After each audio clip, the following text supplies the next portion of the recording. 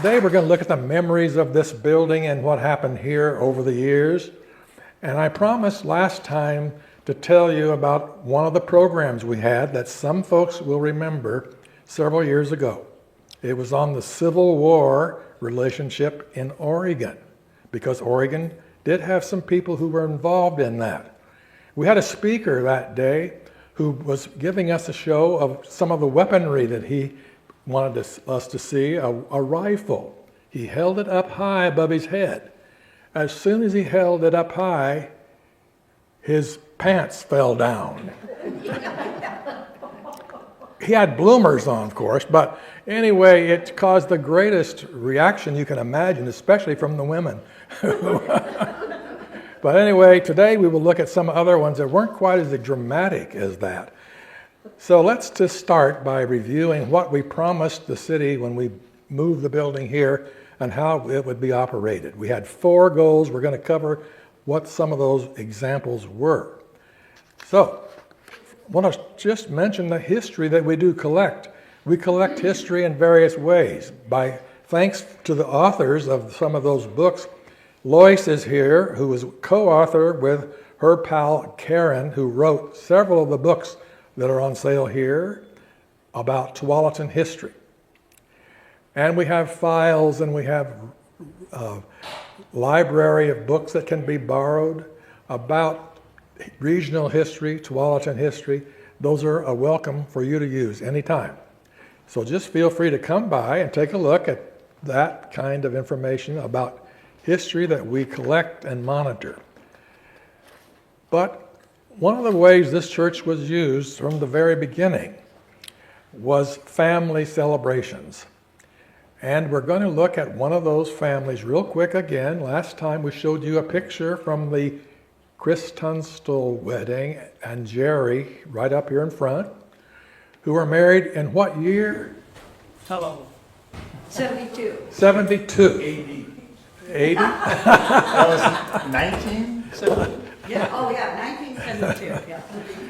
But anyway, this is in this very room. You'll see the top left picture, and Jerry and Christine walking out. And then Jerry, what's happening in the front here? On the right-hand picture? Yes, bottom right. This is my way of a statement against the Vietnam War. Those are not rifles, those are ice axes. Okay. Jerry, at that time, was an Air Force navigator for air and so, Officer, yeah. okay.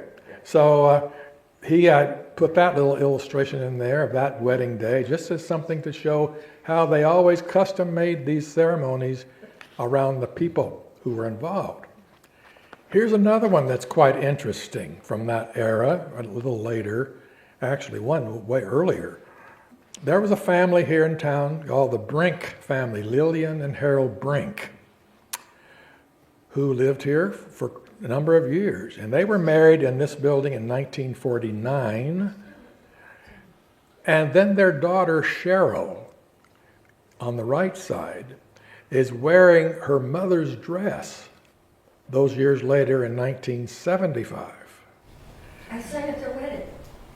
And Lois says she sang at their wedding. Okay, great. That's good. I didn't know that. What did you sing?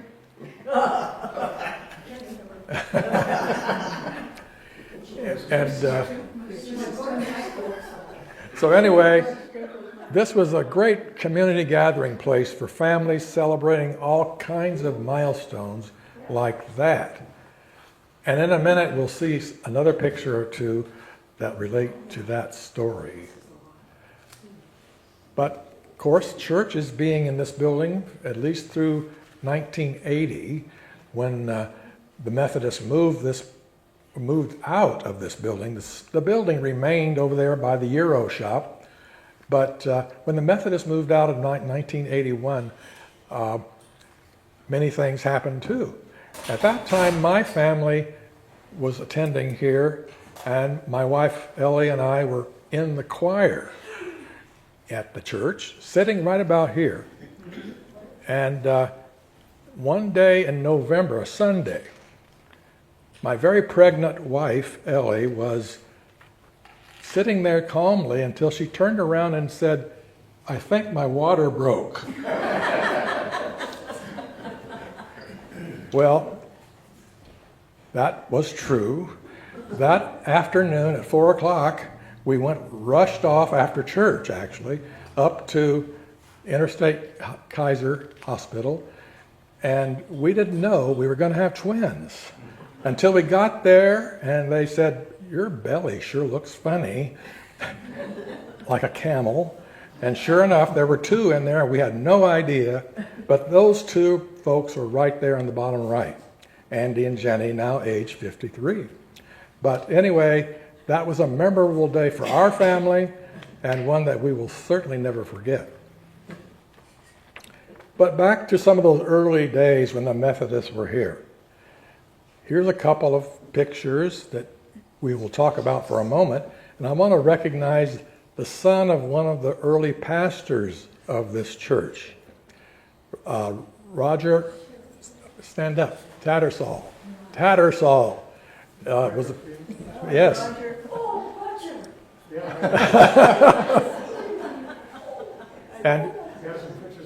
And he still lives here in Tualatin. You still live, Roger, over on Prosperity Park? Yeah. So he still lives in the area, and that's great. A preacher's kid. We used to call them PKs. And anyway, he also just brought some photos that we don't have in the show that you'll need to see, because one was Arnie Nyberg's pictures in it and some other photos that he brought. But anyway, here's on the top left photo is a confirmation class, and down on the bottom right is a picture of some kids that were in the school, in the Sunday school. And there's a Brosi, top left. Karen Hughes, now Karen Muir. I don't know if you know it, you're the tall one in the back. Karen Muir, yep. And Cheryl Brink, the one who just got married earlier in this photo slide of wearing her mother's dress, is the little girl in front. So again, some old... She still looks like that little girl. And now she's a grandmother several times over, and doesn't live in Tualatin now, but her mother does. Yeah, no, Cheryl, she's still here. So anyway, that just shows you some of the memories in this building that are so important in the family life in the city. This was the only church in the community for many years. Now we have at least 17 in the immediate area. And we're going to hear about one that's still here in this building in a few minutes. So I got to turn the page here. In fact, right now, one of the building users, after the Methodists left and the building was still over there where it was, next to the Euro shop, was the Tualatin Presbyterian Church. So, just for a moment, tell us a bit about the Crawl family years in this building. Can you, Rick? Sure. We were there at the beginning, which was a couple years before we moved into this building. And we moved in here in 86, February of 86. And 2 years we enjoyed this building a lot and really contributed a lot to getting our church off to a good start.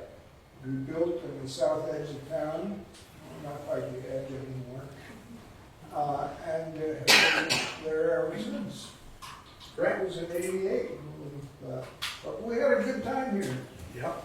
And of course, the Diane and Art Berry, who many of our members remember, were very active in the Presbyterian Church at that time also. And we really miss both Art and Diane for the work they did in the society. But Rick was a scoutmaster for one of my boys at least, so a lot of good things happened around this church and the connections it made. The last user group in this building before it was moved here, it was the Abundant Life Family Church, which moved over to the Grange after this building opened. But they also were here for a few years, and they actually made a sign out front. They changed the old sign and put lighting in it so that at night you could read their name. So today, in fact, we are into the high-tech world, and we again appreciate what community TV folks are doing here in our county, because they recorded last month's program, which is now available on our website. Is that right? And our YouTube channel too. YouTube channel. It's excellent, I must say for myself, but I was surprised how well it turned out, and it's wonderful. So, watch for these to be appearing in the future. So many ways we make memories is to also have fun. We have one fundraiser a year, each September.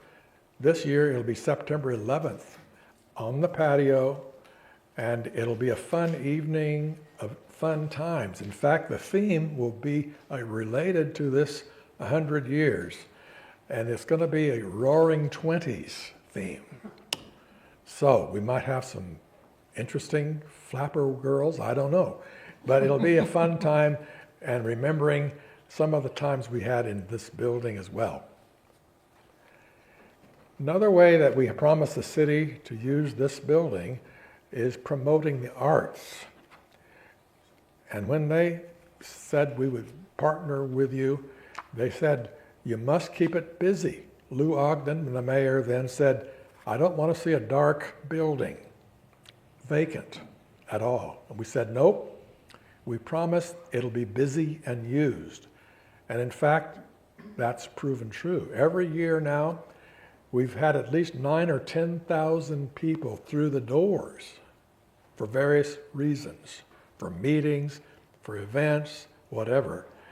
And we have never really had a week that something was not going on. And of course, we're open weekdays 10 to 2, Monday to Friday. And that's a promise we've kept. But ways we use the building over these years, particularly in the arts, we actually are the home of 3 theater groups. That's why you might come by at night sometime and see lights on. They're rehearsing. And here we have examples of some plays that have occurred here in various ways over this past year. And believe me, I think there's one coming up right away. Friday. I don't know the name of it, but it'll be posted probably.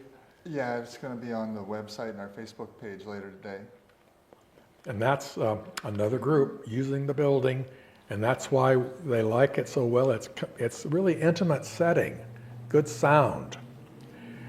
For the first few years, we were chosen by national and state groups of artists. And here's a gallery that we had. One of the first years was pencil art. These are colored pencil artists who do beautiful work, and they were glad to be here for an art show for a week. So that was one of our obligations. We also used the center here for showing off the city art. We have quite a collection that the city has bought over the years. It's called the Tualatin Visual Chronicle. And at time to time, we display some of those pieces in this room to show off the art that people have done and that our city has purchased. And then we also have classes. One of our popular ones is the Wild About Watercolor group. Wow. And they put on classes here almost every month of artists or budding artists learning to do the best techniques that they want to do, and they help each other, and it's a very productive way of learning art with fun times with other people.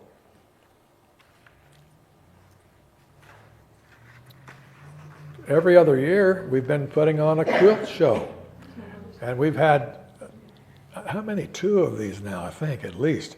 2 quilt shows, and we don't do them annually, but when they are done, we surely do advertise it, because these are fascinating pieces of art, but they also tell stories. And many of those quilts are requiring days and months of time, hand-stitched. And here we have In the center here, Eleanor Micus. Eleanor, raise your arm. That's Eleanor right there, who was in charge of one of those years. We had an art show, and with Laura helping, her daughter. And then Lois is on the right side there, talking about a quilt. And so we find that this is quite an attractive thing for a lot of people to see this amazing work that quilters do. And we've never had a quilt class in here. We just don't have room for a lot of that. But it's been a great way to show off the art. The building also is used for meetings of various kinds. And that's coming up now in our promises to the city of sharing our space. And that comes into play with homeowners associations right across the street. The owners of those condos across the street, for instance, hold their meetings here almost monthly.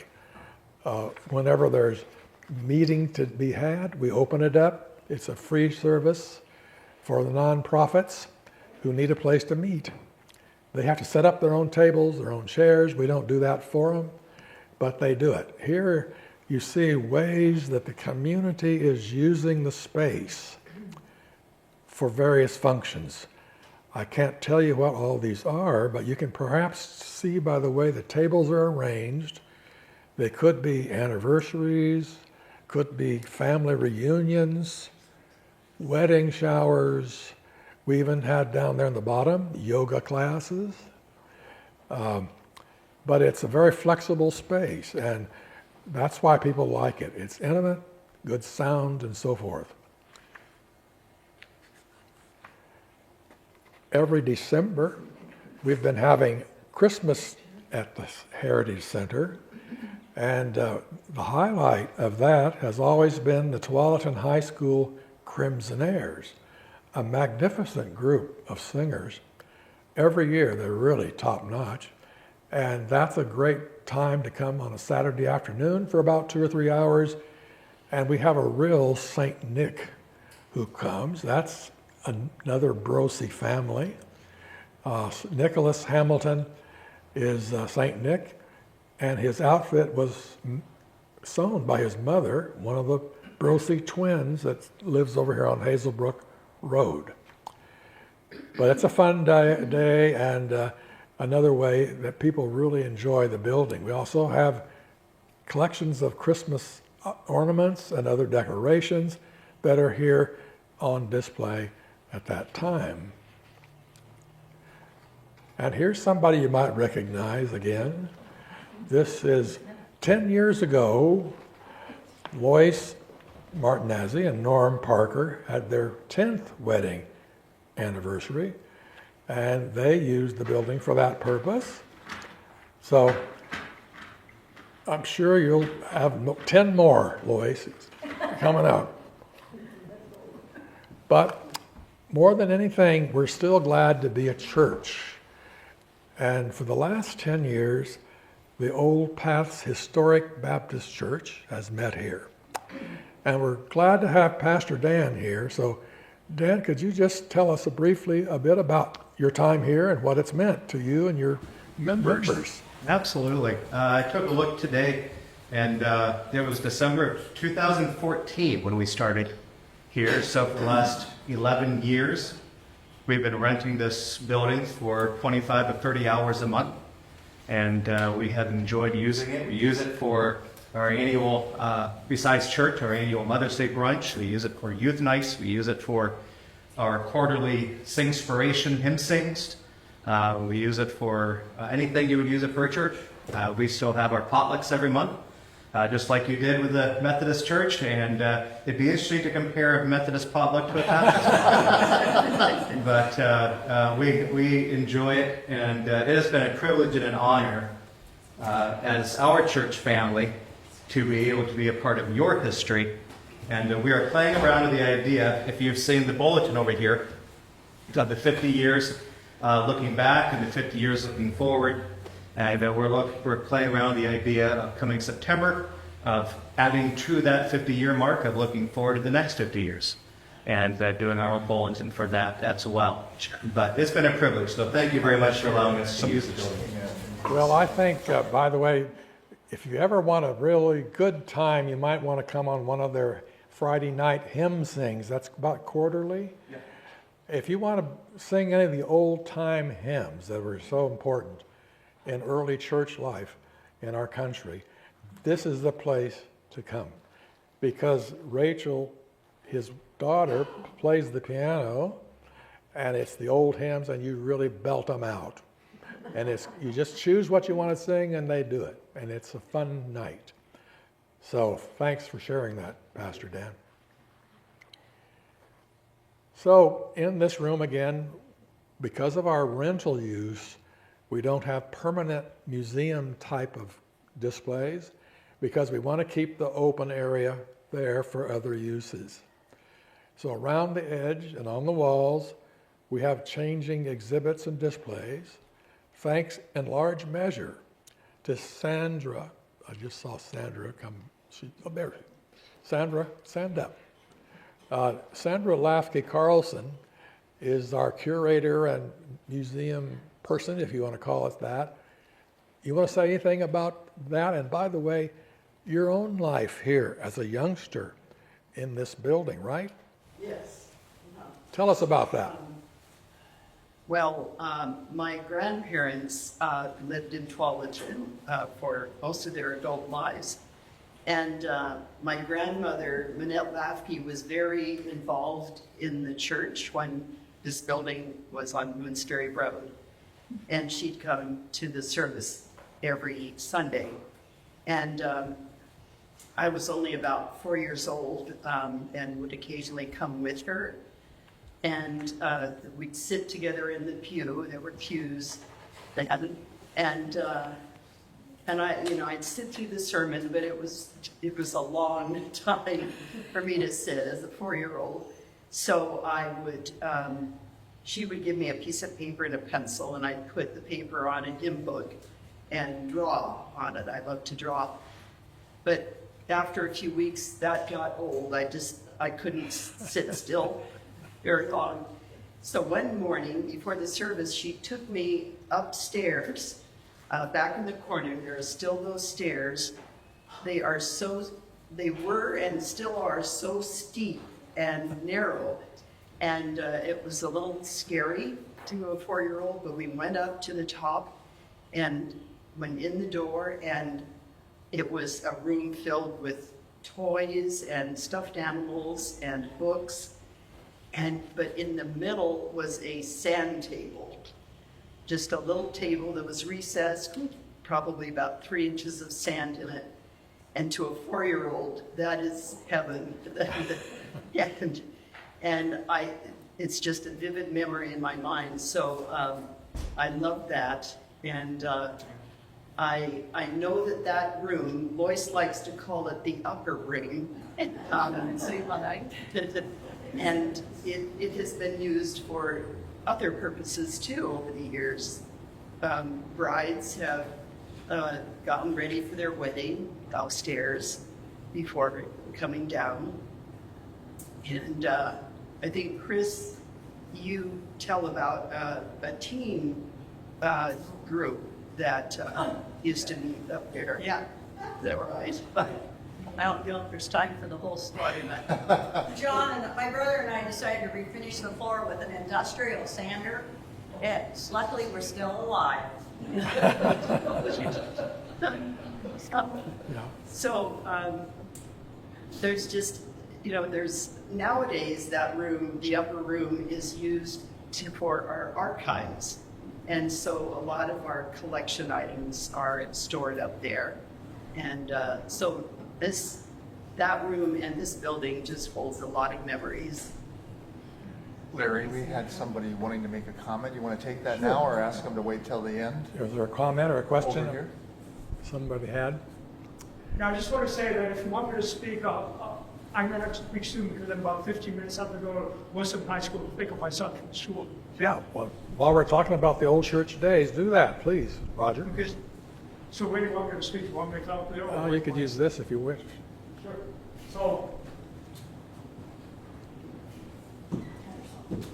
I'm Roger Tattersall. My dad was a minister of the Tualatin Church from June of 1959 through, I'm not sure how long he was there. But anyhow, so there's a bunch of memories here. Well, a few. So this is from, these two pictures are Arnie Nyberg and me about to march in the Tualatin Corps Field in 1959. I'm dressed up in an authentic Indian costume, really authentic. And I was just 10 years old, and then I guess Arnie was 8 years old, I think. And then this is the lead kids, and this is me at 12 years old. I guess this was Thanksgiving of 1961. And then this is the program for the thing. There was an auction and there was a turkey. Hmm? There was a turkey, remember? She said there was a turkey and an auction. Well, you have to take a picture of it. Next time I take a photo. Yeah, we're going to put these in our collection. So, You're Roger. going to have to take a picture of it Yeah, too, we because will. I have to leave to pick my son up from school. Oh, okay. Can you leave those with us for today? Huh? No, I kind of like to take them with me. Okay. I can do that right Okay. now, right over here. Thank you.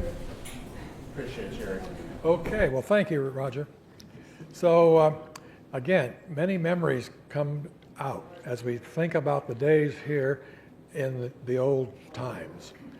Now, one of the ways we work with our kids now, coming up in the 2nd and 3rd of June this year will be our, I don't know how many years we've had Pioneer Days now, we call it History Days for the 4th graders.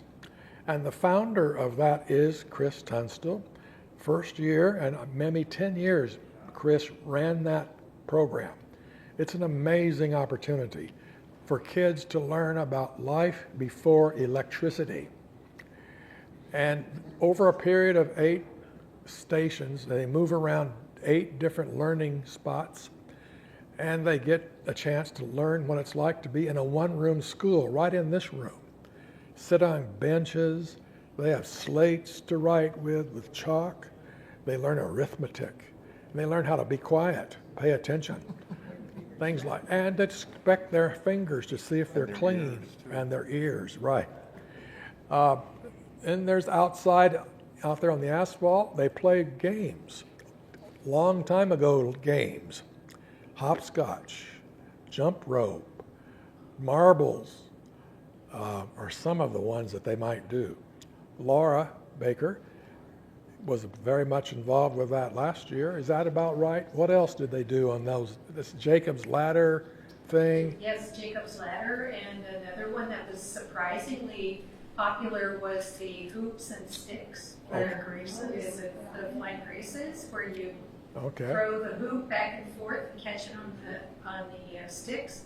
And it was incredibly popular.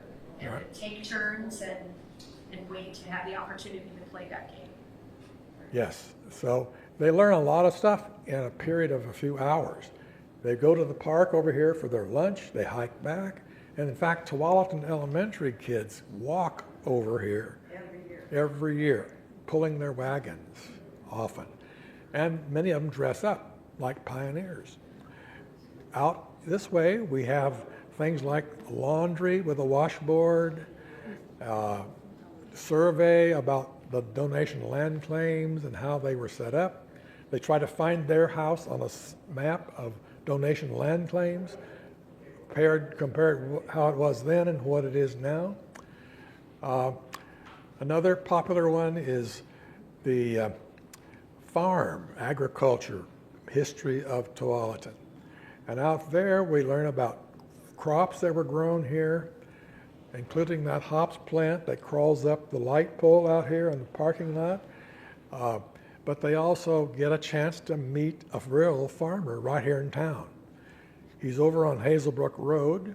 It's called the Minnie Jensen Farm.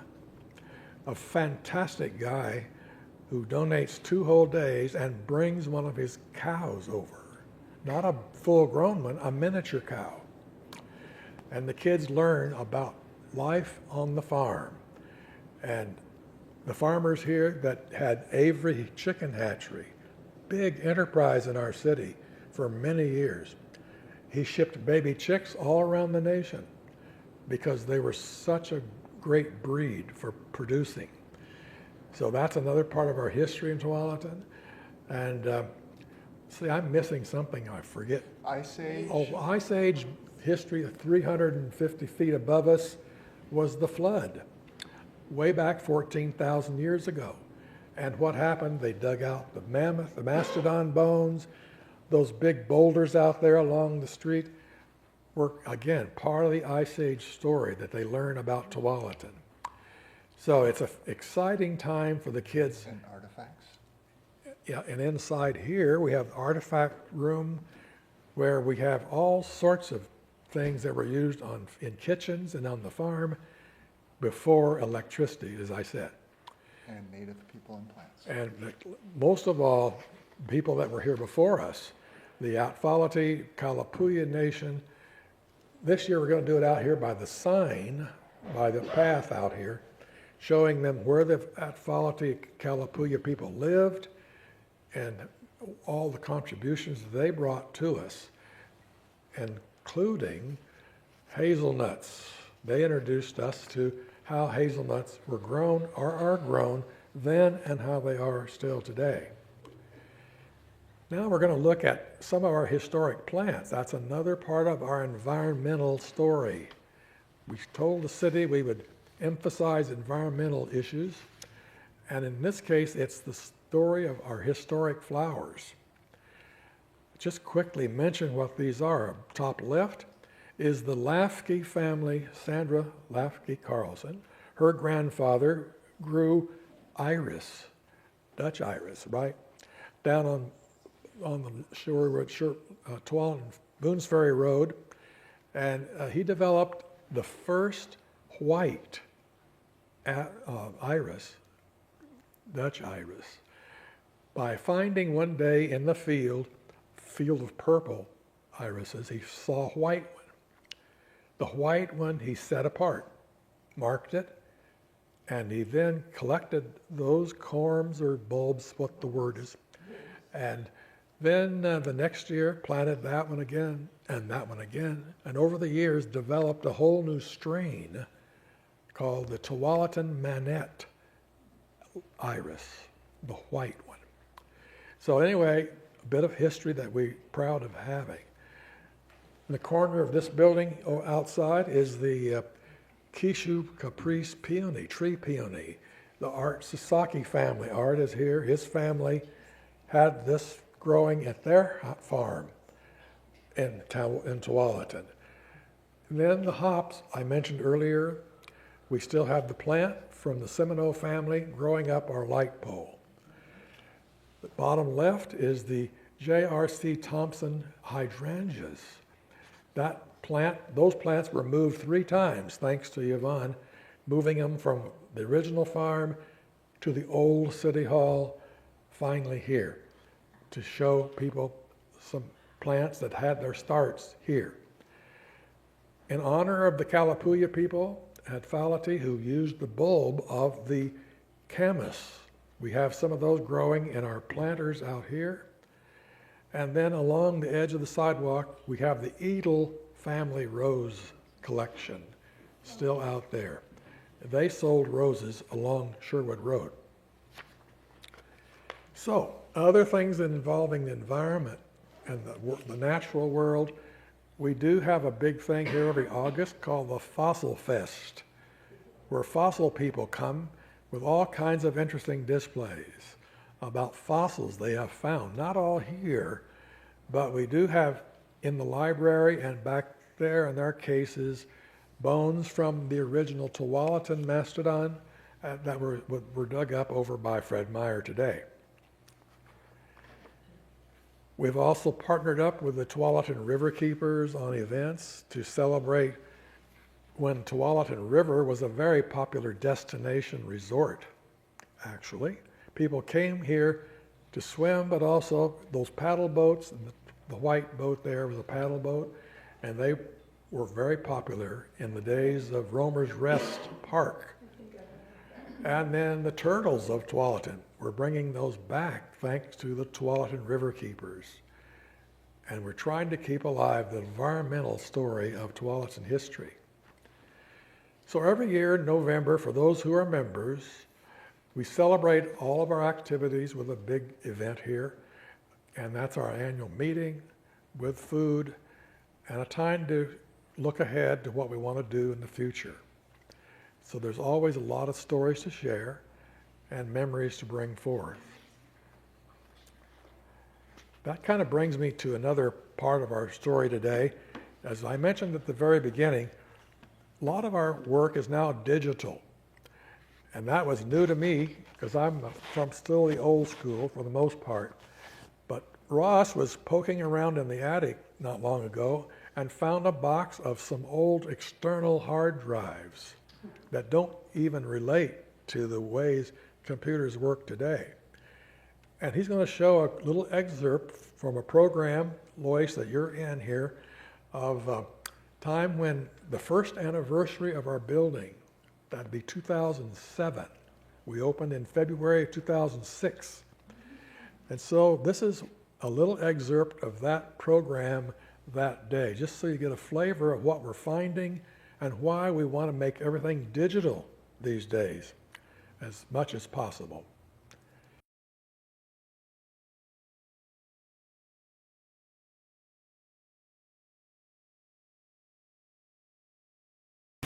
Life in a New Untamed Land. The Tualatin Diaries of 1851-52 by the area's first settlers. Land. Free land was the prod that drove the early settlers to the Oregon country. The 1850 Donation Land Claim Act provided 320 acres free to every married couple, and half that to a single man. How fortunate we are to have these precious first-hand accounts of those perilous journeys. Today we will be reading excerpts from the 4 original manuscripts. Henry Hayes was 20 when he came to Oregon, sailing around the Horn of South America and working a year in the California gold mines. In July of 1851, he sailed up the coast to Astoria. Sunday, July 20th, 1851. This morning we was at the mouth of the Columbia River. We went on up to Astoria. We cast anchor there at 8:30 in the morning. This is already on our webpage. It's on the landing page. As soon as you get there, you'll see it. It's also already on our YouTube channel. So you can watch, it's 37 minutes. It's not too long. You can watch what was the first anniversary of celebrating this, the Heritage Center being here. In fact, that reading is from the book that Lois and Karen Nygaard did called it was the journal's book, whatever the title was of that book. Life in a New Untamed Land? Yeah. Yes, Life in a New Untamed Land. Yeah. And during that, you're the host, and you invited 4 people to do readings, and they did excerpts from 4 of the diaries. Yep. So anyway, So Larry thinks we're done, but we're not, because I have a surprise that Larry doesn't even know about.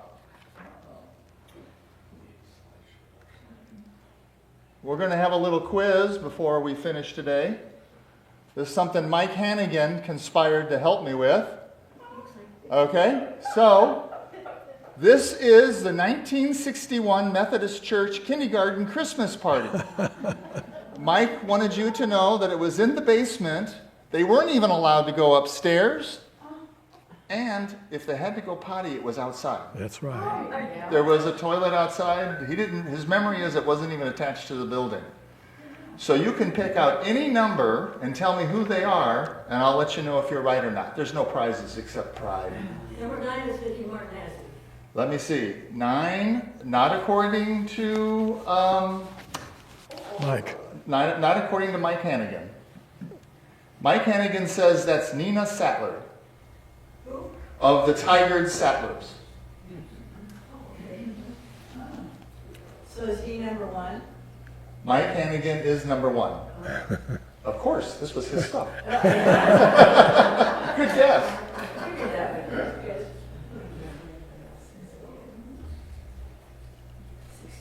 Who's number 2? You better tell us. I don't think so. Number 2 is Leanne Clark. Her mom is in Eaton. Oh, okay. Yeah. Kathy Eaton. Yeah, Kathy Eaton. Number 3 is Janet Ladd of the Tualatin Lads. Number 5, the little girl number 5, is Sheila Shekla. And of course, standing there is the teacher, that was Miss Wallace. Now number 6, I'm going to pause because I think if you look at that, you can get that. It looks familiar. She does look familiar. Another one of those little girls that never really changed so much. Yeah. Who's that? Barbara Edel. Okay, the next one is Jimmy Judy. And the last one is Sam Summers of the Tonquin Summers. And so now, Larry, here is actually the last slide, which is the whole kindergarten class from the Methodist Church in the basement in 1961 for their Christmas party. Huh, great. Thanks to Mike Hannigan. Yay, Mike. Wow. Okay, leave that up. Comments So, and questions? comments and questions from anyone today here. Additions to these memories. A lot of good things have come out. Surprises all around. So that's good. I see some former members of the church, Kay Nelson Gooding back here, and then we mentioned Karen Hughes, Muir. So it's been good to see some familiar faces and know that Pastor Dan is bringing more people into the building and spreading the word about what we do here. So I want to thank you all for your contributions today. And remember, August 5 will be a fascinating day, much more done by Paul Hennon back here. Paul, raise your hand. Paul was the one that we worked with so much to save the building and move it from over there to here. That was,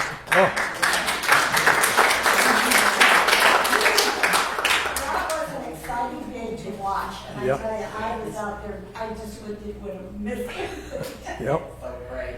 Yep, it all started in about 2003 when Lois got a call from somebody at the Tualatin Church of Christ. We didn't have a picture of their name, but one day back there in the early 80s, maybe to 1980 or to 1990 somewhere, they were here for a number of years and decided they could not keep going, so they wanted to close it. They owned the building. Clark Lumber owned the land under. But then Clark was going to take the building or tear it down because Boone's Ferry was going to be widened right up to the steps of the church. And so they called us and said, would you like to have the building? Us being the Tualatin Historical Society. We said, what? What are you going to do with that artifact? I mean, we're used to little things that we could put under people's beds or something. Well, now we have a building and we had a budget of $30,000 maybe. So that began a very fascinating process of the whole board of the society and other community members working together. We had petitions that went out, and many people went out to the concerts at the lake every Friday night going around. Do you want to save this building? Sign here. We did a lot of that because the city said, you're not going to save that building until you can show us public interest. Well, we did. So on August 5, you'll hear that story about how that happened. And all the work that had to go on above ground and below ground.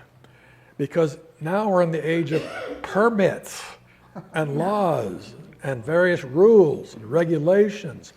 I forget the number of agencies that said, we want to be involved in whatever you're doing, including the Sweek Pond, which is an urban wetlands. And nothing can run off into that without their permission. So anyway, a story that you'll want to hear. So come back August 5. And in the meantime, Thank you again to CCTV and all of the help you're giving us, and thank you all. Any questions or final remarks? We have refreshments over here, so stay around.